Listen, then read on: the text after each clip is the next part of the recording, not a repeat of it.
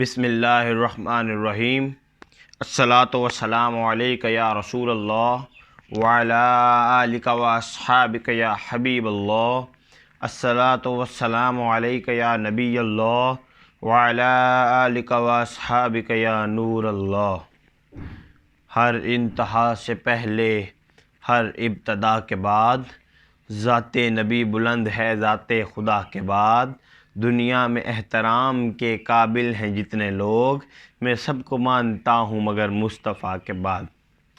محترم ناظرین، السلام علیکم ورحمۃ اللہ وبرکاتہ۔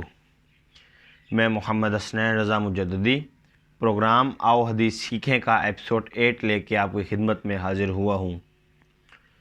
گزشتہ 7 دنوں میں نے آپ کے سامنے 7 احادیث مبارکہ درود پاک کی فضیلت پر پیش کی ہیں۔ آج انشاءاللہ تعالی 8ویں حدیث مبارکہ آپ کے گوش گزار کرنے کا شرف حاصل کر رہا ہوں۔ دعا ہے میرا مالک مجھے حق سچ بیان کرنے کی توفیق عطا فرمائے۔ میرے کریم آقا نے ارشاد فرمایا، جس کا مفہوم ہے کہ ٹھنڈا پانی اتنی جلدی آگ کو نہیں بجھاتا ہے جتنی جلدی مجھ پر درود پڑھنے والے کے میرا اللہ گناہ معاف فرما دیتا ہے۔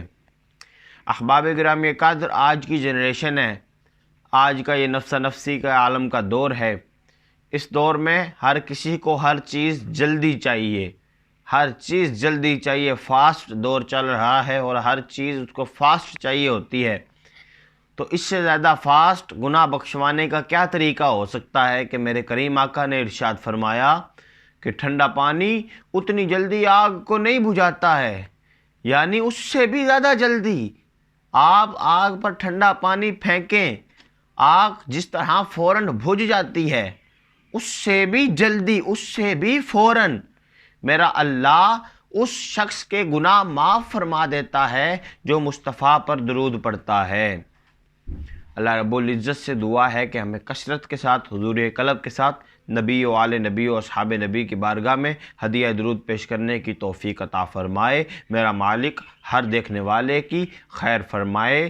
اگر جنت میں جانے کا ارادہ ہو تمامی کا، گلے میں ڈال لو پٹا محمد کی غلامی کا۔ خدا حافظ۔